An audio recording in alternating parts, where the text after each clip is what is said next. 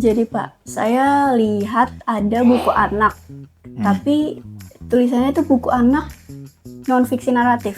Itu tuh genre baru atau gimana sih Pak? Ya, kalau kita belajar sastra anak ya, sastra anak itu mencakup fiksi dan non-fiksi. Beda dengan sastra orang dewasa. Kalau sastra orang dewasa ya fiksi gitu ya. Ada puisi, ada drama. Kalau sastra anak itu non-fiksi itu disebut sastra anak juga. Ya, kemudian non-fiksi ini ada yang sifatnya full informasi, pengetahuan. Ya. Nah, ada non-fiksi yang naratif. Non-fiksi naratif ini berarti pengetahuan atau informasi tadi disampaikan dengan cara berkisah. Ya. Nah, dia boleh kalau di non-fiksi naratifnya sastra anak ini menghadirkan tokoh imajinatif. Tapi isinya harus faktual. Ya. Misalnya, anak saya itu suka dengan komik Plants vs Zombie, tapi ada pengetahuannya ya. Nah, Plants vs Zombie kan dari game.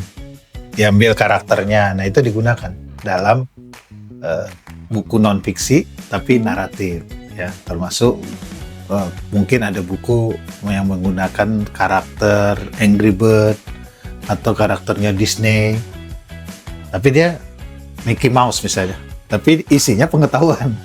Nah, saya pernah lihat tuh bukan komik, kamus anak Inggris Indonesia itu ada tokoh Mickey Mouse-nya. Jadi bedanya dengan genre yang lain itu apakah dari ada penokohan atau non-fiksi dijadikan cerita atau gimana Pak? Ya, jadi non-fiksi naratif ini adalah pengetahuan yang disampaikan dengan cara berkisah.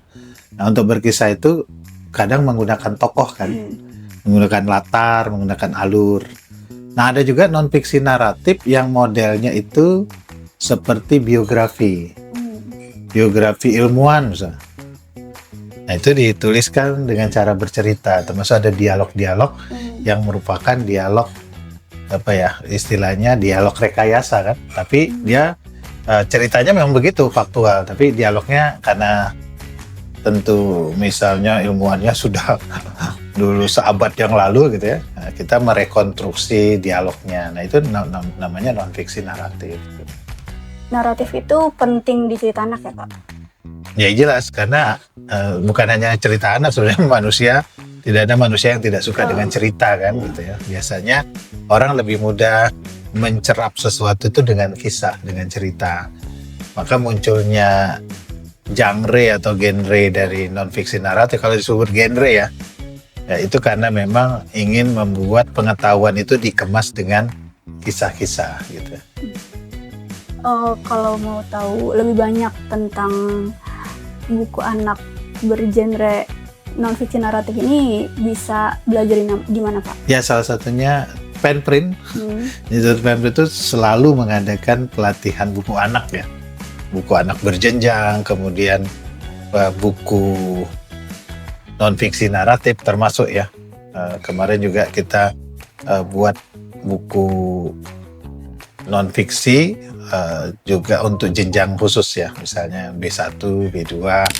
Nah, itu